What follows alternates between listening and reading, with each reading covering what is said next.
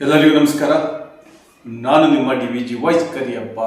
ಇವತ್ತಿನ ವಿಚಾರ ಸ್ನೇಹಮಯಿ ಕೃಷ್ಣ ಏನು RTIಯಲ್ಲಿ ಇಡೀ ಕರ್ನಾಟಕಾದ್ಯಂತ ಹೆಸರು ಮಾಡಿದಂಥ ಒಂದೇ ಕೇಸಿನಲ್ಲಿ ಹೆಸರು ಮಾಡಿ ಸೌಜನ್ಯ ಕೇಸಿನಲ್ಲಿ ಊರನ್ನೇ ಬಿಟ್ಟು ಹೋದಂಥ ಸ್ನೇಹಮಯಿ ಕೃಷ್ಣ ಅವ್ರ ಬಗ್ಗೆ ಮಾತಾಡ್ತಾ ಇದ್ದೀನಿ. ಯಾಕೆ ಈ ಸ್ನೇಹಮಯಿ ಕೃಷ್ಣ ಅವ್ರ ಬಗ್ಗೆ ಮಾತಾಡ್ತೀನಿ ಅಂತ ಹೇಳಿದ್ರೆ, ನಾನು ಒಬ್ಬ RTI ಕಾರ್ಯಕರ್ತನಾಗಿ ಸೇವೆ ಸಹ ಸಲ್ಲಿಸಿದ್ದೀನಿ. ಬಟ್ ಇಲ್ಲಿ ಈ ಸ್ನೇಹಮಯಿ ಕೃಷ್ಣ ಅವರು ಮುಖ್ಯಮಂತ್ರಿಯ ಮೂಢ ಹಗರಣದಲ್ಲಿ ಯಾವ ರೀತಿ ದಾಖಲೆಗಳನ್ನು ಇಟ್ಕೊಂಡು ಮಾಡಿದರೆ ಅಂತ ನಾವು ತಿಳ್ಕೊಂಡಿದ್ವಿ. ಇಲ್ಲಿ ಸೌಜನ್ಯ ವಿಚಾರವಾಗಿ ಬಂದು ಮಾತನಾಡಿರ್ತಕ್ಕಂಥ ವ್ಯಕ್ತಿ ಈ ಸ್ನೇಹಮಯಿ ಕೃಷ್ಣ. ಯಾಕೆ ಈ ಸ್ನೇಹಮಯಿ ಕೃಷ್ಣ ಬಂದು ಇಲ್ಲಿ ವಿಠಲ್ ಗೌಡನಿಗೂ ಸೌಜನ್ಯಗೂ ಅಕ್ರಮ ಸಂಬಂಧ ಕಟ್ತಾನೆ? ತಂದೆ ಮಗಳ ರೀತಿಯಲ್ಲಿರ್ತಕ್ಕಂಥ ಮಾವ ಸೊಸೆಯ ಸಂಬಂಧವನ್ನ ಬೇರೆ ಲೆವೆಲಿಗೆ ಕಟ್ಟಿದೆ ಅಂತ ಪುಣ್ಯಾತ್ಮ ಈ ಸ್ನೇಹಮಯಿ ಕೃಷ್ಣ. ಅಂದ್ರೆ ಇಲ್ಲಿ ಸೌಜನ್ಯಗೆ ನ್ಯಾಯ ಸಿಗಬೇಕು, ಬಟ್ ಇಲ್ಲಿ ಇವನವೆಲ್ಲ ಫೇಕು, ಎಲ್ಲ ಫೇಕೆ. ನಾವು ಹೆಸರು ಮಾತ್ರ RTI ಕಾರ್ಯಕರ್ತ ಅಂತ ಹೇಳ್ಕೊಳ್ತಾನೆ. ನೋಡಿ, ಈಗ ಅವನ ಮೇಲೆ ಈಗಾಗಲೇ CCB ಅವರು ತನಿಖೆ ಮಾಡ್ತಾ ಇದ್ದಾರೆ. ಬಟ್ ಕರ್ನಾಟಕದಲ್ಲಿ ನಮಗೆ ನ್ಯಾಯ ಸಿಗಬೇಕು, ಸೌಜನ್ಯ ವಿಚಾರದಲ್ಲಿ ನ್ಯಾಯ ಸಿಗಬೇಕು, ಅಥವಾ ಅವನ ಒಂದು ಏನು ಒಂದು CDR ಬರುತ್ತೆ, ಅವನ ಮೊಬೈಲ್ ನಂಬರಿಂದ ಒಂದು CDR, ಆ CDR ತೆಗೆಸ್ಕೊಂಡು ವಿತ್ ಅವನ ಜೊತೆ ಯಾರ್ಯಾರು ಮಾತಾಡಿದ್ದಾರೆ. ಏಕೆಂದ್ರೆ ಇವತ್ತು ಏನು ಧರ್ಮಸ್ಥಳದಲ್ಲಿ ಈ ನಕಲಿ ದೇವಮಾನವನ್ನ ಪರ ಇರ್ತಕ್ಕಂಥ ಒಬ್ಬ ವ್ಯಕ್ತಿ, ನಾನು ಈ ಸೌಜನ್ಯ ವಿಚಾರವಾಗಿ ತೆಗೆದುಕೊಂಡು ಹೋದ್ರೆ, ಈ ಸೌಜನ್ಯ ಈಸ್ ಎ ಒಕ್ಕಲಿಗ ಸಮುದಾಯದ ಹುಡುಗಿ. ಈ ಒಕ್ಕಲಿಗ ಸಮುದಾಯ ಅಂದ ತಕ್ಷಣ ಸೌಜನ್ಯ ಕ್ಯಾಸ್ಟಿಗೆ ಸೀಮಿತ ಆಗೋದು ಬೇಡ. ಆದರೆ DKಶಿ ಅವರು ಒಕ್ಕಲಿಗ ಸಮುದಾಯದವರು, ಜಗದೀಶ್ ಅವರು ಸಹ ಒಕ್ಕಲಿಗ ಸಮುದಾಯದವರು. ಈಗಿನ ಮಠಾಧಿಪತಿ BGS ಮಠಾಧಿಪತಿ 3 ಕೋಟಿ ರೂಪಾಯಿ ಬರೀ ಅವನ ಹುಟ್ಟು ಹಬ್ಬಕ್ಕೋಸ್ಕರ ಖರ್ಚು ಮಾಡ್ದ. ಇಲ್ಲಿ ಮಠಾಧಿಪತಿ ಮಠಾಧಿಪತಿನ ಅದೇ ಜಾತಿಯಲ್ಲೇ ಮಾತಾಡಿಸ್ಬೇಕು ಅನ್ನೋದು ಏನೂ ಇಲ್ಲ ನಮ್ಮ ಸಂವಿಧಾನದಲ್ಲಿ. ಆ ಜಾತಿಯ ಮಠಾಧಿಪತಿಯನ್ನು ಅದೇ ಜಾತಿಯಲ್ಲಿ ಹುಟ್ಟಿರ್ತಕ್ಕಂಥ ವ್ಯಕ್ತಿ ಮಾತನಾಡಿಸ್ಬೇಕು ಅನ್ನೋದು ಏನಿಲ್ಲ. ಇಲ್ಲೆಲ್ಲ ಮಠಾಧಿಪತಿಗಳಿಗೆ ಹಣ ಕೊಡ್ತಾ ಇರ್ತಕ್ಕಂಥದ್ದು ಸಾರ್ವಜನಿಕರ ಹಣ, ಸರ್ಕಾರ ಹಣವನ್ನ ಮಠಗಳಿಗೆ ಕೊಡೋದು, ಯಾರು ಅವ್ರವ್ರ ಜೇಬಿಂದ ತೆಗೆದು ಕೊಡೋದಿಲ್ಲ. ಹಾಗಾಗಿ ಯಾವ ಜಾತಿಯ ಮಠ ಆದ್ರೂ ಪರವಾಗಿಲ್ಲ, ಪ್ರತಿಯೊಬ್ಬರನ್ನು ಪ್ರಶ್ನೆ ಮಾಡೋ ಅಧಿಕಾರ ನಮಗಿರುತ್ತೆ. ಒಂದು ಸುದ್ದಿವಾಹಿನಿಯಲ್ಲಿ ಅಥವಾ ಒಂದು RTI ಕಾರ್ಯಕರ್ತ ಆಗಿರ್ಲಿ, ಒಬ್ಬ ಅಸಾಮಾನ್ಯ ಪ್ರಜೆ ಆಗಿರ್ಲಿ, ಅವನಿಗೆ ಮಾತನಾಡುವ ವಾಕ್ ಸ್ವಾತಂತ್ರ್ಯ ಇದೆ. ನಾನು ಈ ಮಠಾಧಿಪತಿ ಬಗ್ಗೆ ಯಾಕೆ ತಗೊಳ್ತೀನಿ ಅಂತ ಹೇಳಿದ್ರೆ, ಒಕ್ಕಲಿಗ ಸಮುದಾಯದ ಹುಡುಗಿ ಸತ್ತು 13 ವರ್ಷ ಆಯ್ತು, ರೇಪ್ ಆಯ್ತು, ಮರ್ಡರ್ ಆಯ್ತು, ಅವರ ಪರ ಬಂದಂಥವ್ರ ವಿರುದ್ಧ ಕೇಸುಗಳಾಯ್ತು. ಯಾವುದೂ ದಾಖಲೆಗಳಿಲ್ದಲೇ ಮಾತಾಡಿದ್ರು ಅಂಥವ್ರಿಗೆ ಸಪೋರ್ಟ್ ಮಾಡುವಂಥ ರಾಜಕಾರಣಿಗಳಲ್ಲಿ ಯಾವ್ದ್ರಲ್ಲಿ ಹೊಡಿಬೇಕು ಗೊತ್ತಾಗ್ತಾ ಇಲ್ಲ. ಸೌಜನ್ಯ ವಿಚಾರದಲ್ಲಿ ಭಾಗಿಯಾಗಿರ್ತಕ್ಕಂಥ ರಾಜಕಾರಣಿಗಳು ಯಾರು ಚಿಕ್ಕೋರಲ್ಲ, ಎಲ್ಲ ಅಜರಾಮಾಯಿತು. ದೊಡ್ಡ ಬೃಹತ್ ಆಕಾರದಲ್ಲಿ ದೊಡ್ಡ ಗಾತ್ರದಲ್ಲಿ ಆಸ್ತಿವಂತರು ಯಾರ್ಯಾರು ಅಂತ ಈಗಾಗಲೇ ಎಲ್ಲರಿಗೂ ಗೊತ್ತಿದೆ. ಷಡ್ಯಂತ್ರ ಅಂದವ್ರು ಯಾರು, ಧರ್ಮಸ್ಥಳದ ವಿಚಾರದಲ್ಲಿ ನನಗೆ ಕರೆನೇ ಬಂದಿಲ್ಲ ಅಂದದ್ದು ಯಾರು, ಇದೇ ದೇವಮಾನವ ನಾನು ಕರೆ ಮಾಡಿ ತಿಳಿಸಿದ್ದೀನಿ ಅಂದಿದ್ದು, ಆಗಿನ ಸಮಯದಲ್ಲಿ ಆ ಕೇಸನ್ನೆಲ್ಲ ಮುಚ್ಚಬೇಕು ಅಂತ ಪ್ರೀ ಪ್ಲಾನ್ ಮಾಡ್ಕೊಂಡಿದ್ರು. ಕರ್ಮ ಈಸ್ ರಿಟರ್ನ್ ಅನ್ನೋದಕ್ಕಿಂತಲೂ ಆ ಹೆಣ್ಣಿಗೆ ನ್ಯಾಯ ಸಿಗಬೇಕು. ಈ ಫೋಕ್ಸೋ ಕೇಸ್ ಅಡಿಯಲ್ಲಿ ಸಹ ಇವ್ರ ಮೇಲೆ ದೂರು ದಾಖಲು ಮಾಡಬೇಕು. ಇಲ್ಲಿ ರೀಸೆಂಟ್ ಆಗಿ ಬೇಡ, ನೆನ್ನೆ ನಡೆದಿರ್ತಕ್ಕಂಥ ಒಂದು ಸ್ಟೋರಿ ಹೇಳ್ಬಿಡ್ತೀನಿ ನಾನು. ಏಕೆಂದ್ರೆ ಇದು ಸೌಜನ್ಯ ಕೇಸಿಗೂ ನನ್ನ ಕೇಸಿಗೂ ಸಂಬಂಧ ಇಲ್ಲ. ಆದರೆ ಸತ್ಯ ವಿಚಾರಗಳನ್ನ ನ್ಯಾಯಾಂಗದ ಮೇಲೆ ಇನ್ನೂ ಯಾಕೆ ನಮಗೆ ಎಷ್ಟು ನಂಬಿಕೆ ಇದೆ ಅನ್ನೋದಕ್ಕೆ ಒಂದು ಉದಾಹರಣೆ ಕೊಡ್ತಾ ಇದ್ದೀನಿ ಅಷ್ಟೇನೆ. ನಂದು ಒಂದು 2025ರಲ್ಲಿ ಒಂದು ಕೇಸ್ ನಡೆಯುತ್ತೆ. ನಾನು ಸ್ಥಳಕ್ಕೆ ಹೋಗಿರೋದಿಲ್ಲ, ಆದರೂ ನನ್ನ ಮೇಲೆ ಒಂದು FIR ಆಗಿರುತ್ತೆ. ಪೊಲೀಸರು ಏನ್ ಬೇಕಾದ್ರೂ ಮಾಡ್ಬೋದಲ್ಲ ಅವರ ವ್ಯಾಪ್ತಿಲಿ. ಒಂದು FIR ಮಾಡ್ತಾರೆ. ಅದರಲ್ಲಿ A1 ಒಬ್ಬ ಕಳ್ಳನೇ ಹೊಡಿಯವನು, ಅವ್ನು ಕಳ್ಳನೇ ಅವನು, A1 ಕಳ್ಳನೇ ಅವನು. ಯಾಕೆಂದ್ರೆ ಬರೀ ಅವ್ನು ಫ್ರಾಡ್ ಮಾಡೋದು. ಯಾಕಂದ್ರೆ ನನ್ನ ಹತ್ರಕ್ಕೂ ಸಹ 1 ಲಕ್ಷ ಹಣ ಇಸ್ಕೊಂಡಿದ್ದಾನೆ. ಅಂದ್ರೆ ನನ್ನ ಸ್ನೇಹಿತರ ಹತ್ರಕ್ಕೆ ನಾನೇ ಇಸ್ಕೊಂಡ್ ಕೊಟ್ಟಿರ್ತಕ್ಕಂಥದ್ದು 1 ಲಕ್ಷ ಹಣ ಅವನನ್ನ ಒಬ್ಬ ವಕೀಲರು ಪರಿಚಯ ಮಾಡಿಕೊಡ್ತಾರೆ. ನೋಡಿ, ಇಲ್ಲಿ ಒಂದಕ್ಕೊಂದು ಟ್ವಿಸ್ಟು ಯಾವ ರೀತಿ ಕೆಡಿಸ್ಬೇಕು ಅಂತ ಪ್ರಯತ್ನ ಪಡ್ತಾರೆ. ಆ ವಕೀಲರು ಪರಿಚಯ ಮಾಡಿಕೊಟ್ಟಿದ್ದು ತಪ್ಪಲ್ಲ, ವಕೀಲರ ತಕ್ಕ ಇವನು ಚಿಕ್ಕದ್ದು ತಪ್ಪಲ್ಲ, ಇವನು ಕಷ್ಟ ಹಂಚ್ಕೊಂಡು ನಮ್ಮಿದ್ರಿಗೆ ಹೇಳ್ಕೊಂಡಿದ್ದು ತಪ್ಪಲ್ಲ. ಬಟ್ ಅವ್ರನ್ನೆಲ್ಲರೂ ಸೇರಿ ಸ್ಪಂದಿಸಿದ್ಯಲ್ಲ, ಆ ನಂಬಿಕೆ ದ್ರೋಹ ಮಾಡಿದ್ರಲ್ಲ. ಅವನಿಗೆ ಕಟ್ಕೊಂಡಿರೋ ಹೆಂಡತಿಗೆ ಏಡ್ಸ್ ಬಂದಿದೆ, ಇನ್ನೊಬ್ಬಕ್ಕೆ ಮದುವೆ ಆಗಿದ್ದಾನೆ ಅವಳ ಪರ್ಮಿಷನ್ ಇಲ್ಲದೆ. ಆದರೂ ಸಮೇತ ಅವನ್ನೆಲ್ಲ ಮುಚ್ಚಿಟ್ಟಿದ್ದ. ಮತ್ತೆ ಹೊರಗೆ ಬರಲೇಬೇಕಲ್ಲ. ಈಗ ಸೌಜನ್ಯ ಪರ ವಿರುದ್ಧವಾಗಿ ಮಾತಾಡಿರ್ತಕ್ಕಂಥವ್ರೆಲ್ಲರೂ ಈಗ ಒಬ್ಬೊಬ್ರು ಹೊರ ಬೀದಿ ಬರ್ತಾ ಇದಾರಲ್ವಾ. ಅಜಿತ್ ಹನುಮಕ್ಕಂದಾಯ್ತು, ಸುಲೇಬೆಲ್ಲಿದು ಆಯ್ತು, ಇನ್ನೊಬ್ಬ ಮೊನ್ನೆ ಪುನೀತ್ ಕೆರೆಯಲ್ಲಿದು ಆಯ್ತು, ಈಗ ಇವಂದು ಆಯ್ತು ಕೀರ್ತಿ. ಇನ್ನೂ ಬಹಳ ಜನ ಇದ್ದಾರೆ. ಗಿಳಿಯಾರ ಬಿಡಿ, ಅವನು ಸೆಟ್ಲ್ ಆಗ್ಬಿಟ್ಟ, ಅವನು ದೇವಮಾನ ಕೊಟ್ಟ, ಅವನು ಇಸ್ಕೊಂಡ ಅಂತಾರಲ್ಲ, ನಮ್ಮನೆ ಆಗಿದೆ. ಬಟ್ ಎವಿಡೆನ್ಸ್ ಇಲ್ಲ, ಅವನ ಬಗ್ಗೆ ಮಾತಾಡೋದು ಬೇಡ. ಬಟ್ ಕಚಡನೇ ಅವನು. ಯಾಕಂದ್ರೆ ಅವ್ನು ಮಾತನಾಡ್ತಕ್ಕಂಥ ಭಾಷೆ, ಅವ್ನು ಮಾತನಾಡ್ತಕ್ಕಂಥ ಲ್ಯಾಂಗ್ವೇಜ್ ಆ ರೀತಿ ಇದೆ. ಅದಕ್ಕೋಸ್ಕರ ನಾನು ತಮ್ಮಲ್ಲಿ ಏನು ಕೇಳ್ಕೊಳ್ತೀನಿ ಅಂತ ಹೇಳಿದ್ರೆ, ಕೋರ್ಟಿಂದ ಹೇಳ್ಬಿಡ್ತೀನಿ ಆಗುತ್ತೆ. ಒಬ್ಬ ವಕೀಲ ಬರ್ತಾನೆ, ನನ್ನ ಕೇಸ್ ವಿಚಾರ ಹೇಳ್ತೀನಿ, ಆ ವಕೀಲನ ಹೆಸರನ್ನು ಹೇಳಲ್ಲ. ಯಾಕಂದ್ರೆ ಅವನು ಹೆಸರು ಹೇಳೋದಕ್ಕೂ ಅನ್ಫಿಟಬಲ್, ಹೆಸರನ್ನ ಹೇಳಿಸ್ಕೊಳ್ಳೋಕ್ಕೂ ಅನ್ಫಿಟಬಲ್ ಅವನು. ಯಾಕೆಂದ್ರೆ ನನ್ನ ವಿರೋಧಿ ಅಲ್ಲ ಅವನು. ಆದರೆ ನ್ಯಾಯಾಂಗದ ಸುವ್ಯವಸ್ಥೆಯನ್ನು ಹದಗೆಡಿಸುವಂತ ಏಕೈಕ ವ್ಯಕ್ತಿ ಅಂತ ಹೇಳಿದ್ರು ತಪ್ಪಾಗಲಾರದು ನನ್ನ ಕೇಸಲ್ಲಿ. ಯಾಕಂದ್ರೆ ಇಸ್ ಲೀಗಲಿ, ಕಾನೂನು ನಮಗೆಲ್ಲ ಗೊತ್ತಿದ್ರೆ ನನಗೆ ವಕೀಲರ ಅವಶ್ಯಕತೆ ಇರಲಿಲ್ಲ ಅಲ್ವಾ. ವಕೀಲರು ಅಂತ ಹೇಳಿದಾಗ ನ್ಯಾಯಾಂಗದ ಅಡಿಯಲ್ಲಿ ಏನೇನು ಮಾಡಬೇಕು ಅದನ್ನೆಲ್ಲ ಮಾಡಿದ್ರೆ ಅದಕ್ಕೆ ವಕೀಲರಿಗೆ ಒಂದು ಬೆಲೆ ಇರುತ್ತೆ. ಇಂಥ ಕಿತ್ತೋಗಿರೋ ವಕೀಲರ ಕಡೆಯಿಂದ ಒಳ್ಳೊಳ್ಳೆ ವಕೀಲರುಗಳದ್ದು ವ್ಯಾಲ್ಯೂ ಕಡಿಮೆ ಆಗ್ತಾ ಇದೆ. ಹಾಗಾಗಿ ಆ ವಕೀಲ ಏನ್ ಮಾಡ್ತಾನೆ, ನನ್ನ ಒಂದು 3 ಕೇಸುಗಳಿಗೂ ಅಂದ್ರೆ 3 ಡೇಟ್ಗಳಿಗೆ ಹಿಯರಿಂಗ್ ಅಂತಾರಲ್ಲ, 3 ಡೇಟ್ಗಳನ್ನ ಕೊಡೋದಿಲ್ಲ. ಪೊಲೀಸ್ ಸ್ಟೇಷನ್ ಇಂದ ವಾರೆಂಟು ಇಶ್ಯೂ ಮಾಡಿರೋದಿಲ್ಲ. ನೋಡ್ರಿ, ಇಲ್ಲೆಲ್ಲ ಇಸ್ ಪ್ರೀ ಪ್ಲಾನ್. ಅದಕ್ಕೆ ಪೊಲೀಸ್ ವ್ಯವಸ್ಥೆಯಲ್ಲಿ ಇರ್ತಕ್ಕಂಥ ಕರ್ನಾಟಕ ಪೊಲೀಸ್ ಆಕ್ಟ್ ಅಲ್ಲಿ ಇರ್ತಕ್ಕಂಥ ಕೆಲವು ಆದೇಶಗಳನ್ನ, ಕೆಲವು ಕಂಡೀಷನ್ಗಳನ್ನ ಬದಲಾವಣೆ ಮಾಡುವಂತ ಅಧಿಕಾರ ಗೃಹ ಮಿನಿಸ್ಟರ್ಗೆ ಇರುತ್ತೆ. ಬಟ್ ಇಲ್ಲಿರೋ ಗೃಹ ಮಿನಿಸ್ಟರ್ ಗೊತ್ತಿಲ್ಲ ಅನ್ನೋದೊಂದು ಬಿಟ್ರೆ ಇನ್ನೇನು ಗೊತ್ತಿಲ್ಲ. ನನಗೆ ಬೇಡ ಅಂದ್ರೂ ನನಗೆ ಅದೇ ಪೋಸ್ಟೇ ಕೊಡ್ತಾರೆ ಅನ್ನೋ ಒಂದು ಮಟ್ಟದಲ್ಲಿ ಗೃಹ ಮಿನಿಸ್ಟರ್ ಇದ್ದಾರೆ. ಆದರೆ ಏನು ಡಿಪಾರ್ಟ್ಮೆಂಟ್ಗೆ ಸಂಬಂಧಪಟ್ಟ ಹಾಗೆ ಪೊಲೀಸ್ ಇಲಾಖೆಯಲ್ಲಿ ಭ್ರಷ್ಟಾಚಾರ ನಿಲ್ತಾ ಇಲ್ಲ. ಆಯ್ತು, ಅದು ಬಿಟ್ಬಿಡ್ತೀನಿ. ಕಾರ್ಯಾಂಗ ಶಾಸಕಾಂಗದ್ದು ನ್ಯಾಯಾಂಗದ ಬಗ್ಗೆ ಮಾತಾಡ್ತೀನಿ. ಆಯ್ತು, 3 ಹಿಯರಿಂಗ್ ಆಗುತ್ತೆ. 3 ಹಿಯರಿಂಗಿಗೂ ನಾನು ಹೋಗಿರೋದಿಲ್ಲ. 2 ಹಿಯರಿಂಗಿಗೆ ಹೋಗಿರಲ್ಲ. 3ನೇ ಹಿಯರಿಂಗ್ ನಾನು ಹೋಗ್ತೀನಿ. 3ನೇ ಹಿಯರಿಂಗ್ ಹೋದಾಗ ಕೋರ್ಟಲ್ಲಿ ಜಡ್ಜು ರಜದಲ್ಲಿ ಇರ್ತಾರೆ. ಅದಾದ ಮೇಲೆ ಮತ್ತೆ ನಾನು ಅವತ್ತಿನ ದಿವಸ ಹೋಗಿರ್ತೀನಿ. ನೆಕ್ಸ್ಟ್ ಡೇಟ್ ಕೊಡ್ತಾರೆ. ನೆಕ್ಸ್ಟ್ ಡೇಟ್ ಕೊಟ್ಟಾಗ ಅಂದ್ರೆ 3ನೇ ಹಿಯರಿಂಗ್ ಹೋದಾಗ ಜಡ್ಜ್ ಇರೋದಿಲ್ಲ. ಆದ್ರೆ ಬೇರೆ ಜಡ್ಜ್ ನಮಗೆ ನೆಕ್ಸ್ಟ್ ಒಂದು ಡೇಟ್ ಕೊಡ್ತಾರೆ. ಆ ಡೇಟ್ ತಗೊಳ್ತೀನಿ. ಆದ್ರೂ ಸಮೇತನು ರೀಕಾಲ್ ಮಾಡಲ್ಲ ವಕೀಲ.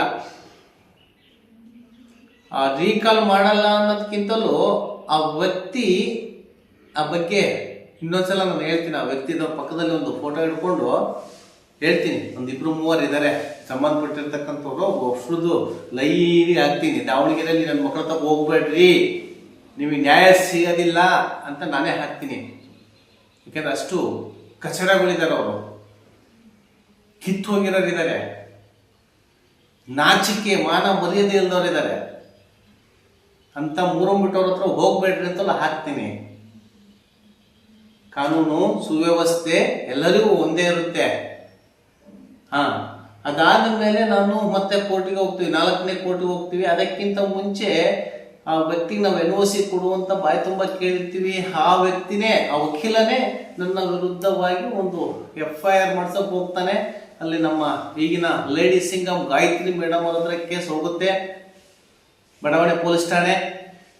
ಅವರು ಇಲ್ಲ ಅದೇನು ನೋಡಿ ಮಾಡ್ರಿ, ಇಲ್ಲಾಂದ್ರೆ ಅವ್ರಿಗೆ ಗೊತ್ತಲ್ಲ ಫುಲ್ ಸ್ಟ್ರಾಂಗ್. ಅವತ್ತೇ ನಾನು ಹೇಳಿದೆ, ಆ ಮೇಡಮ್ ಅವ್ರು ಸ್ವಲ್ಪ ಸ್ಟ್ರಾಂಗ್ ಇದ್ದಾರೆ, ದಾವಣಗೆರೆ ಏನಾದರೂ ಸ್ವಲ್ಪ ಬದಲಾವಣೆ ಆಗ್ಬೋದು ಅಂತ ರೆಪ್ರೆಸೆಂಟ್ ಆಗ್ತಾ ಇದೆ. ಅವ್ರು ಹೇಳ್ತಾರೆ, ನೋಡಿ ನೀವು ಹೆಂಗೆ ಹೇಳ್ತೀರ ಹಂಗೆ ಮಾಡ್ತೀವಿ ಅಂತ ಹೇಳಿದ್ರು.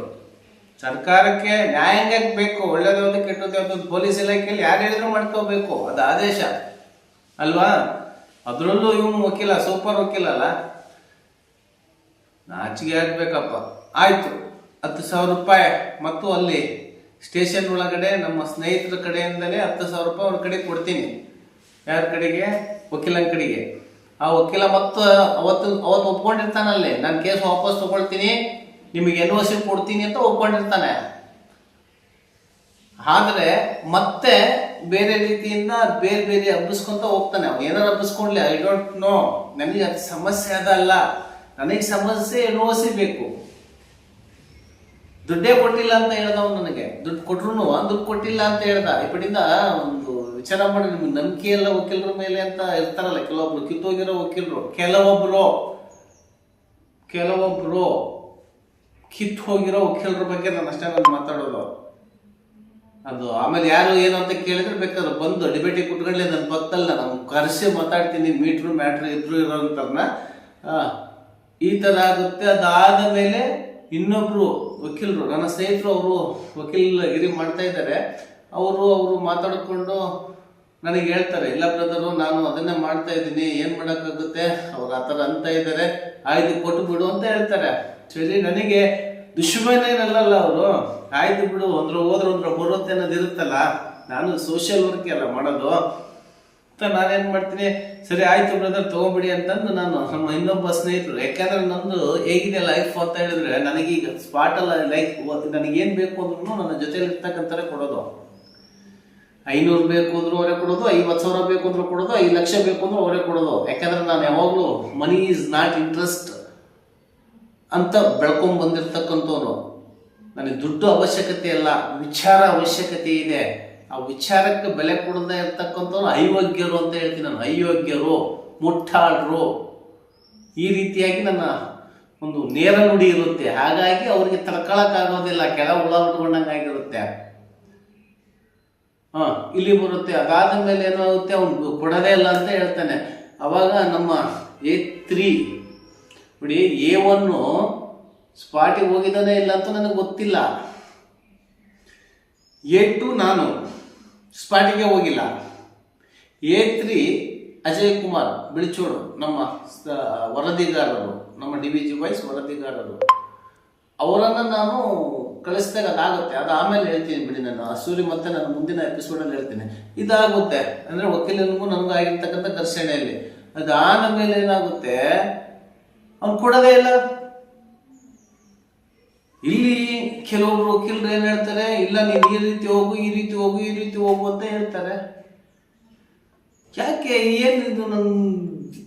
ಈಗ ನಾನು ಹೋಗಿಲ್ಲ, ನನ್ನ ಸ್ಪಾಟಿಗೆ ಹೋಗಿಲ್ಲ, ನಾನು ಆಯ್ತು, ಕಾನೂನಿಗೆ ಏನು ಬೇಕೋ ಅದನ್ನು ಕೊಡೋಣ ಅಂತ ಮುಂದೆ. ಅಟ್ಲೀಸ್ಟ್ ಈ ವಕೀಲರ ಟೋಟಲ್ ಟೀಮ್ ಇರುತ್ತಲ್ಲ, ಅಧ್ಯಕ್ಷರು ಫೋನ್ ಮಾಡಿದ್ರೆ ಏನಂತಾರೆ, ನೀವು ಲೀಗಲಿ ಏನಾರ ಮಾಡ್ಕೊಂಡಿರ್ರಿ, ಬಟ್ ವೈಯಕ್ತಿಕ ಆಗಿರ್ತಕ್ಕಂಥದ್ದು ನಮ್ಮ ಕೋರ್ಟಿಗೆ ತರಬೇಡ್ರಿ ಅಂತ ಹೇಳ್ತಾರೆ ದಾವಣಗೆರೆ ಅಧ್ಯಕ್ಷರು. ಆಯ್ತು ಬಿಡಿ ಸರ್, ನಾನು ತೊಂದರೆ ಮಾಡೋದಿಲ್ಲ ಅಂತ ನಾನು ಅವ್ರಿಗೆ ಹೇಳಿದೆ. ಆಯ್ತು ಬಿಡಿ ಸರ್ ಅಂತ ನಾನು ಅಂದೆ. ಅದಾದ ಮೇಲೆ ಕೋರ್ಟಿಗೆ ಕರೀತಾನೆ ಆ ವ್ಯಕ್ತಿ. ಕೋರ್ಟಿಗೆ ಕರೆದಾದ್ಮೇಲೆ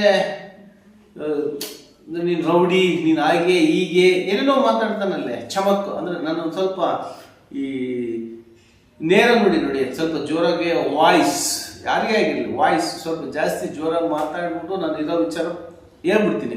ಹಾಗಾಗಿ ಇಲ್ಲ, ನನ್ನ ಮೇಲೆ ಹಲ್ಲೆ ಮಾಡಕ್ ಬಂದಿದ್ದ ಅಂತ ಪ್ರೂವ್ ಮಾಡಕ್ ಹೋಗ್ತಾನೆ. ನನ್ನ ಮೇಲೆ ಕೋರ್ಟ್ ಒಳಗಡೆ ಹಲ್ಲೆ ಮಾಡಕ್ ಬಂದಿದ್ದ ಅಂತ ಪ್ರೂವ್ ಮಾಡಕ್ ಹೋಗ್ತಾನೆ ಆ ವ್ಯಕ್ತಿ. ಅವನ ಜೊತೆಗೆ ಅದು ಹೆಂಗೆ ಆ ವ್ಯಕ್ತಿಗಳು ಹೊಂದ್ಕೊಂಡಿದ್ದಾರೋ ಅದು ಅವನಿಗೆ ಬಿಟ್ಟಿದ್ದು. ಯಾಕಂದ್ರೆ ಈ ನಾನು ಮಾಡೋದು ಎಲ್ಲರಿಗೂ ಸರಿ ಅನಿಸ್ಬೇಕು ಅನ್ನೋದು ಏನಿಲ್ವಲ್ಲ. ಆ ವ್ಯಕ್ತಿನೂ ಅವ್ನು ಮಾಡೋದು ಅದು ಅಷ್ಟಿಗೂ ಸರಿ ಅನಿಸ್ತಾ ಇರ್ಬೋದು. ಬಟ್ ಒಂದಂತೂ ತಿಳ್ಕೋಬೇಕು, ನೀವೆಲ್ಲ ವಕೀಲರು ಕಾನೂನನ್ನ ತಿಳ್ಕೊಂಡಿರ್ತಕ್ಕಂಥವ್ರು, ಸಮಾಜವನ್ನ ಬದಲಾವಣೆ ಮಾಡಬೇಕಾಗಿರ್ತಕ್ಕಂಥವ್ರು ಸತ್ಯ ತಿಳ್ಕೊಂಡು ಪಕ್ಕದಲ್ಲಿ ನಿಂತ್ಕೊಳ್ಳಿ. ಒಬ್ಬ ಪೊಲೀಸ್ನಿಂದ ಒಂದು ಬಡಾವಣೆ ಹಾಳಾಗುತ್ತೆ. ಒಬ್ಬ ASI ಇಂದ ಅರ್ಧ ಭಾಗ ಹಾಳಾಗುತ್ತೆ. ಆ ಲಿಮಿಟ್ಸ್ ಅಲ್ಲಿ ಇರ್ತಕ್ಕಂಥದ್ದು. ಒಬ್ಬ ಸಬ್ ಇನ್ಸ್ಪೆಕ್ಟರ್ ಇಂದ ಇಡೀ ಏರಿಯಾನೇ ಹಾಳಾಗುತ್ತೆ. ಒಬ್ಬ ವಕೀಲರಿಂದ ಸಮಾಜನೇ ಹಾಳಾಗುತ್ತೆ. ಅಂತಹ ಹುದ್ದೆಯಲ್ಲಿರ್ತಕ್ಕಂಥವ್ರು ನೀವು ಒಳಗಡೆ ಆರೋಪ ಹೊತ್ಕೊಂಡ್ ಬಂದಿರ್ತಕ್ಕಂಥವ್ನು ತಪ್ಪು ಮಾಡಿದ್ರೆ ಅಪರಾಧಿ ಅಂತ ಮಾಡಿ, ತಪ್ಪು ಮಾಡಿಲ್ಲ ಅಂತ ಗೊತ್ತಾದ್ರೆ ನಿರಪರಾಧಿ ಅಂತ ಮಾಡಿ, ಅದು ನೀವು ಓದ್ಕೊಂಡ್ ಬಂದಿರ್ತಕ್ಕಂಥದ್ದು. ಅದು ಬಿಟ್ಬಿಟ್ಟು ಯಾರೋ ಒಬ್ಬ ಬುಡುಬುಡಿಕೆ ಹೇಳ್ತವನೆ ಅಂತ ಹೇಳ್ಬಿಟ್ಟು ನೀವೆಲ್ಲರೂ ಬುಡುಬುಡಿಕೆ ಅಂದ್ರೂ ತಪ್ಪಾಗುತ್ತೆ, ದಯವಿಟ್ಟು ಕ್ಷಮೆ ಇರಲಿ. ಯಾವನೋ ಒಬ್ಬನು ಕಿತ್ತೋದವನು ಹೇಳ್ತಾನೆ ಅಂತ ಹೇಳಿ ಯಾವುದೇ ಎವಿಡೆನ್ಸ್ ಇಲ್ಲ ಅಂದ್ರೂ ಅವ್ನು ಮಾಡಿದ್ದೇ ಸರಿ ಅಂತ ನೀವು ಅವನ ಜೊತೆ ನಿಂತ್ಕೊಳ್ತಾ ಇರ್ತಕ್ಕಂಥದ್ದು ನಿಜವಾಗ್ಲೂ ಮಾನವೀಯತೆಗೆ ನಾಚಿಕೆ ಆಗುವಂಥ ವಿಚಾರ ಕಂಡ್ರೆ. ಅವ್ರು ಯಾರಾಗಿರ್ಲಿ, ನನಗೆ ಅವ್ರ ಹೆಸರುಗಳು ಗೊತ್ತಿಲ್ಲ, ಅವ್ರ ಅವಶ್ಯಕತೆ ನನಗಿಲ್ಲ. ಆದರೆ ನಾನು ಆ ವ್ಯಕ್ತಿಗಳಿಗೆ ನಾನು ಹೇಳೋದು, ಅವ್ರ ಜೊತೆಗಳಿದ್ರಲ್ಲ ಆ ವ್ಯಕ್ತಿಗಳಿಗೆ ನಾನು ಹೇಳ್ತಿರೋದು, ಸತ್ಯ ತಿಳ್ಕೊಳ್ಳಿ. ನಾನು ತಪ್ಪಿತ್ತು ಅಂದ್ರೆ ಏನಾಗ್ರಿ, ನೀವೇನು ಹೇಳ್ತಿರೋ ನಾನು ಅದಕ್ಕೆ ಬದ್ಧನಾಗಿರ್ತೀನಿ. ಬಟ್ ಇಲ್ಲಿ ಸತ್ಯನೇ ಸಾಯಿಸೋದಕ್ಕೆ ಹೋಗ್ತಾ ಇದ್ದೀರಿ ನೀವೆಲ್ಲ ಕೆಲವರು ವಕೀಲರು ಅಂತ ಹೇಳಿದ್ರೆ. ಬಟ್ ನೀವು ಓದಿ ಏನು ಉಪಯೋಗ? ಈ ಪೊಲೀಸ್ನವ್ರಿಗೂ ನಿಮಗೂ ಏನಿದೆ ವ್ಯತ್ಯಾಸ? ಕೆಲವು ಭ್ರಷ್ಟ ಪೊಲೀಸ್ನವ್ರಿಗೂ ನಿಮಗೂ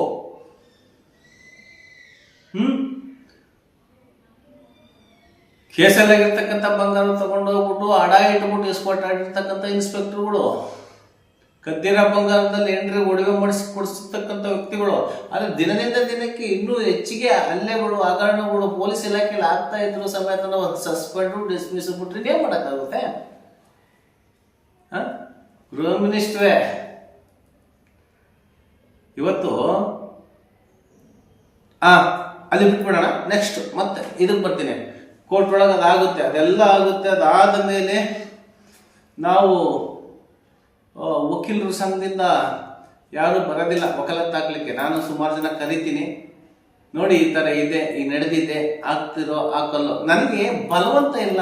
ಯಾಕೆಂದರೆ ನಮ್ಮ ಬಾಬಾ ಸಾಹೇಬ್ ಅಂಬೇಡ್ಕರ್ ಅವ್ರನ್ನ ಯಾಕೆ SC/STಗಳು ಜಾಸ್ತಿ ಪ್ರೀತಿಸ್ತಾರೆ ಅಂತ ಹೇಳ್ತೀನಿ ಕೇಳಿ.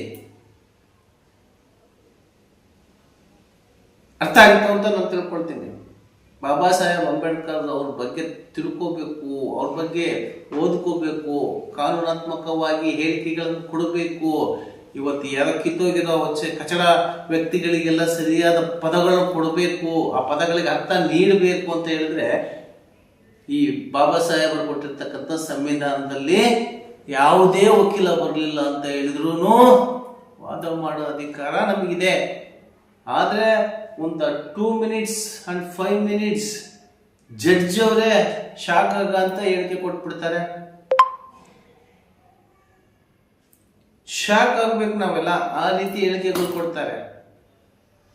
ನಾನು ಇನ್ನೇನು ಮುಗೀತು ಬಿಡು, ನಾನು ಇಷ್ಟು ದಿವಸ ಬರೀ ಕಾರ್ಯಾಂಗ ಶಾಸಕಾಂಗ ಅಷ್ಟೇ, ಕರಪ್ಷನ್ ನ್ಯಾಯಾಂಗ ಇದೆ. ನ್ಯಾಯಾಂಗದಲ್ಲ 8,200 ಕೇಸುಗಳು ಜಡ್ಜ್ ಮೇಲೆ ಇದಾವೆ. ನ್ಯಾಯಾಂಗ ಕರಪ್ಷನ್ ಇಲ್ಲ ಅಂತ ಹೇಳೋದಿಲ್ಲ. ಆದರೆ ನಾವಿರೋ ಜಾಗನಾದ್ರೂ ಕ್ಲೀನ್ ಇದೆ ಅಂತ ಅನ್ಕೋಬೇಕಲ್ಲ. 8,200 ಕೇಸುಗಳು ಜಡ್ಜ್ ಮೇಲೆ ಇದಾವೆ. ಬಟ್ ಇದು ಶಾಕಿಂಗ್ ಕೊಟ್ಬಿಟ್ರು. ಆಯ್ತು, ಏನಿದೇನು ನಿಮ್ಮ ಮಾವನ ಮನೆನಾ ಅಂತ ಕೇಳ್ತಾರೆ. ಹಂಗಂತ ನಾನು ಅವ್ರ ಮೇಲೆ ದೂರ್ತಾ ಇಲ್ಲ. ಯಾಕಂದ್ರೆ ಅವ್ರ ಚಾರ್ಜ್ ಶೀಟ್ ಗೊತ್ತಿಲ್ಲ ಅವರಿಗೆ. ಚಾರ್ಜ್ ಶೀಟ್ ಅವ್ರ ಕಡೆ ಕೊಟ್ಟೇ ಇಲ್ಲ ಇನ್ನು ಪೊಲೀಸ್ ಇಲಾಖೆ. ಚಾರ್ಜ್ ಶೀಟೇ ನೋಡಿಲ್ಲ ಅವರು. ಆ ಸಮಯದಲ್ಲಿ ಹಿಂದೆ ಕೊಟ್ಟಿದ್ರದು. ಇಲ್ಲಿ ಏನಾಗ್ತಾ ಇದೆ ನನ್ನ ಕೇಸು ಅಂತ ಹೇಳಿದ್ರೆ, ನನ್ನ ಕೇಸುಗಳು ಯಾವುದು ವೈಯಕ್ತಿಕ ಇಲ್ಲ. ನನ್ನ ಕೆಲಸ, ನನ್ನ ಕೇಸುಗಳೆಲ್ಲವೂ ಪಬ್ಲಿಕ್ಕಿಗೆ ಒಳ್ಳೇದಾಗಲಿ ಅಂತ ಮಾಡ್ಕೊಂಡು ಹೋಗಿರ್ತಕ್ಕಂಥ ಕೇಸುಗಳೇ ನನ್ನವು. ಮೊದಲನೇದು ಈ ಸಬ್ ರಿಜಿಸ್ಟರ್ ಆಫೀಸಿಂದು. ಸಮಾಜದಲ್ಲಿರ್ತಕ್ಕಂಥ ಎಲ್ಲ ಬಡವರಿಗೂ ನ್ಯಾಯ ಸಿಗಬೇಕು. ಆ ಸಮಾಜದಲ್ಲಿ ಏನು ಬಡ ವರ್ಗದಲ್ಲಿರ್ತಕ್ಕಂಥವರಿಗೆ ಸರ್ಕಾರದ ಫೀಸ್ ಏನಿರುತ್ತೆ ಅದು ಕೊಟ್ಬಿಟ್ಟು ರಿಜಿಸ್ಟರ್ ಮಾಡಿಸ್ಕೊಳ್ಳೋಂಥ ಒಂದು ಅಧಿಕಾರ ಸಿಗಬೇಕು. ಅಬಕಾರಿ ಡಿಪಾರ್ಟ್ಮೆಂಟ್ಗಿಂತಲೂ ಫುಲ್ಲು ಸರ್ಕಾರಕ್ಕೆ ಇನ್ಕಮ್ ಬರೋಂಥದ್ದು ಯಾವುದಾದ್ರೂ ಇತ್ತು ಅಂತ ಹೇಳಿದ್ರೆ ಅದು ಈ ಸಬ್ ರಿಜಿಸ್ಟರ್ ಕಚೇರಿಯಿಂದ. ಹಾಗಾಗಿ ನನಗೆ ಶಾಕ್ ಆಗುತ್ತೆ. ಅವಾಗ ಅದಾದ್ಮೇಲೆ JC ಕೊಡ್ತಾರೆ ನಮ್ಮನ್ನ ಇಮಿಡಿಯೇಟ್ ಆಗಿ. KT ಜನಗರ ಪೊಲೀಸ್ ಅಂದ ತಕ್ಷಣ ಹಂಗಂದ್ಬಿಟ್ಟು ಸೀದಾ ಅವ್ರು ಊಟಕ್ಕೆ ಹೋಗ್ಬಿಡ್ತಾರೆ. ಇವನ್ ಕರ್ಮ ಎಂತ ಮಾಡೋದು ಅಂತ ನಮಗೂ ಅದು ಅರ್ಥ ಆಗೋದಿಲ್ಲ. ಆಮೇಲೆ ಪೊಲೀಸು ಅಕ್ಕಪಕ್ಕದಾಗೆಲ್ಲ ಕುತ್ಕೊಂಡಿರ್ತಾರೆ. ಯೋಚನೆ ಮಾಡ್ಬೇಕಲ್ಲ, ಸಂವಿಧಾನ ಯಾರು ಹೇಳಿದ್ರು ಒಂದೇನೆ, ಯಾರು ಬೇಕಾದ್ರೂ ವಾದ ಮಾಡ್ಬೋದು, ಏನ್ ಜಡ್ಜ್ ಹತ್ರಕ್ಕೆ ವಾದ ಮಾಡಬಾರ್ದು ಅನ್ನೋದು ಏನಿಲ್ಲ. ಬಟ್ ಅವ್ರ ಅರ್ಥ ನನಗೆ ಆಗಿದ್ದು ಅಂತ ಹೇಳಿದ್ರೆ, ನನಗೆ ಆ ವಿಚಾರದ ಬಗ್ಗೆ ಗೊತ್ತಿದೆ, ನೀನು ಸುಮ್ಮನೆ ನಾನು ಕೊಡ್ತೀನಿ ಅಂತಾರಲ್ಲ, ಆ ರೀತಿಯಾಗಿತ್ತು ಲಾಸ್ಟಿಗೆ ಫೈನಲಿ ನಾನು ತಿಳ್ಕೊಂಡಿದ್ದು. ಅದಾದ ಮೇಲೆ ಮತ್ತೆ ಅಂದ್ರೆ ಲಾಸ್ಟು ಅವ್ರು ನನಗೆ ಅದು ಹೇಳಿದ ತಕ್ಷಣನೇ ಎದ್ದು ಹೋಗ್ಬಿಡ್ತಾರೆ. ಅಂದ್ರೆ ಊಟಕ್ಕೆ ಸಮಯ ಆಗಿರುತ್ತೆ, ಅವ್ರು ಹೋಗ್ಬಿಡ್ತಾರೆ. ನೆಕ್ಸ್ಟ್ 3 ಗಂಟೆ ಬರ್ತೀವಿ ನಾವು. ಅಂದ್ರೆ ಊಟ ಗೀಟ ಪೊಲೀಸ್ನವ್ರ ಜೊತೆಗೆ ಊಟ ಗೀಟ ಎಲ್ಲ ಮಾಡ್ಕೊಂಡ್ ಬರ್ತೀನಿ, ಮತ್ತು ಅಲ್ಲಿ ಕುತ್ಕೊಂಡಿರ್ತೀನಿ. 3 ಗಂಟೆ ಬಂದಾದ್ಮೇಲೆ ಮತ್ತೆ ಕೋರ್ಟ್ ಕರೆಯುತ್ತೆ ಒಳಗಡೆ ಕರೆದಾಗ ಅವರ ಮುಖದಲ್ಲಿ ಏನೋ ಒಂದು ತೇಜಸ್ಸು ಕಾಣ್ತು. ಸತ್ಯ, ನ್ಯಾಯ, ನೀತಿ, ಧರ್ಮ ಇದು ಸಿಗುತ್ತೆ ಅಂತ ಗೊತ್ತಾಯ್ತು. ನಿಮಗೆ ಪ್ರೈವೇಟ್ ವಕೀಲರು ಬೇಕೋ ಗೌರ್ಮೆಂಟ್ ವಕೀಲರು ತಗೊಳ್ತಿರೋ ಅಂತ ಕೇಳಿದ್ರು. ಸರ್ಕಾರಿ ವಕೀಲರನ್ನೇ ಕೊಟ್ಬಿಡಿ ಸ್ವಾಮಿ ಅಂತ ಕೇಳಿದ್ವಿ. ಯಾಕಂದ್ರೆ ನನ್ನ ಹೋರಾಟ ಸರ್ಕಾರದ ವಿರುದ್ಧನೇ, ಅಂದ್ರೆ ಕೆಲವು ಇಲಾಖೆಯ ವಿರುದ್ಧನೇ. ಹಾಗಾಗಿ ನನಗೆ ಸರ್ಕಾರಿ ವಕೀಲರನ್ನೇ ಕೊಟ್ಬಿಡಿ ಅಂತಂದು ಕೇಳ್ತೀನಿ. ಇಮ್ಮಿಡಿಯೇಟ್ ಆಗಿ ನಮಗೆ ಕೊಡ್ತಾರೆ. ಅಲ್ಲಿಂದ ಹೊರಗೆ ಬಂದು ಅದೇನಿದೆ ಅದಕ್ಕೆ ಸಂಬಂಧಪಟ್ಟ ಹಾಗೆ ಬಹಳ ಅದ್ಭುತವಾದ ಒಂದು ಡಿಸಿಷನ್ ತಗೊಂಡ್ರು. ಯಾಕೆ ಅಂತ ಹೇಳಿದ್ರೆ, ನಾನು ಈಗಲೂ ಹೇಳ್ತಾ ಇದ್ದೀನಿ, ನಾನು ಏನಾದರೂ ತಪ್ಪು ಮಾಡಿದ್ರೆ ನನಗೆ ಆ ಕ್ಷಣದಲ್ಲಿ ಏನ್ ಎಂತ ಶಿಕ್ಷೆ ಕೊಟ್ರು ಅನುಭವಿಸೋದಕ್ಕೆ ಸಿದ್ಧವಾಗಿರ್ತೀನಿ. ಪ್ರತಿಯೊಬ್ಬ ವ್ಯಕ್ತಿನೂ ತಪ್ಪು ಮಾಡದೇ ಇರ್ತಕ್ಕಂಥ ಯಾರು ಇಲ್ಲ. ನಾನೇನು ಸತ್ಯಹರಿಶ್ಚಂದ್ರ ಅಂತ ಹೇಳ್ತಾ ಇಲ್ಲ. ಆದರೆ ಈ ಸುಳ್ಳು ಹೇಳ್ಕೊಂಡು ತಾರತಿಂಡಿ ಮಾಡ್ಕೊಂಡು ಜೀವನ ಮಾಡೋವಂಥವ್ರು ನಮ್ಮ ಮುಂದೆನೇ ಮೆರೀತಾ ಇದ್ದಾರೆ. ಅದು ಕಡಿಮೆ ಆಗಲಿ ಅನ್ನೋ ಉದ್ದೇಶಕ್ಕೋಸ್ಕರ ಜನರಿಗೆ ಸತ್ಯ ತಿಳಿಸ್ತಾ ಇದ್ದೀನಿ. ಅದೇ ರೀತಿಯಾಗಿ ಈ ಸೌಜನ್ಯ ವಿರುದ್ಧ ಏನೇನು ಮಾತಾಡಿದ್ರು ಅವರೆಲ್ಲರೂ ಏನೇನಾಗಬೇಕಾಗಿತ್ತು ಅದೆಲ್ಲ ಹಾಕ್ತಾ ಇದ್ದಾರೆ. ಸೌಜನ್ಯಗೆ ಅನ್ಯಾಯ ಆಗಿರ್ತಕ್ಕಂಥದ್ದು ಎಷ್ಟು ಮಟ್ಟಿಗೆ ನಿಜನೋ, ಇಲ್ಲಿ ಸೌಜನ್ಯ ಪರ ಹೋರಾಟಗಾರರಿಗೆ ಎಷ್ಟು ಹಿಂಸೆ ಕೊಟ್ಟಿರ್ತಕ್ಕಂಥದ್ದು ಅಷ್ಟೇ ನಿಜ ಅಂತ ಹೇಳ್ತಾ, ಮುಂದಿನ ಒಂದು ಎಪಿಸೋಡಲ್ಲಿ ಪೂರ್ತಿ ಸೌಜನ್ಯಳ ಮಾವನ ವಿಚಾರ ಆಯಿತು, ಸೌಜನ್ಯಳ ಕುಟುಂಬದ ವಿಚಾರವಾಯಿತು, ಸೌಜನ್ಯಳ ಪೂರ್ಣ ವಿವರ ಅಂದರೆ FSL ವಿಚಾರವನ್ನು ನಿಮಗೆ ಉಣಬಡಿಸ್ತೀನಿ ಅಂತ ಹೇಳ್ತಾ, ಇಲ್ಲಿಯವರೆಗೂ ನಮ್ಮ ಚಾನಲ್ಗೆ ಯಾರಾದರೂ ಸಬ್ಸ್ಕ್ರೈಬ್ ಆಗಿಲ್ಲ ಅಂತ ಹೇಳಿದ್ರೆ ಪ್ರತಿಯೊಬ್ಬರು ಸಬ್ಸ್ಕ್ರೈಬ್ ಆಗಿ ಲೈಕ್ ಮಾಡಿ, ಶೇರ್ ಮಾಡಿ. ಮತ್ತು ನಿಮಗೆ ಯಾವುದಾದ್ರೂ ವಿಚಾರದ ಬಗ್ಗೆ ಮಾತನಾಡಬೇಕು, ಇಂಥ ವಿಚಾರದ ಬಗ್ಗೆ ಮಾತನಾಡಬೇಕು ಅಂತ ನಮ್ಮಿಂದ ಕೇಳಬೇಕು ಅಂತ ಅನಿಸಿದರೆ ಕೆಳಗಡೆ ಕಾಮೆಂಟ್ ಮಾಡಿ. ಏಕೆಂದರೆ ಇದು ನಿಮ್ಮದೇ ಧ್ವನಿ, ನಿಮ್ಮದೇ ಶಕ್ತಿ. ನಮಸ್ಕಾರ.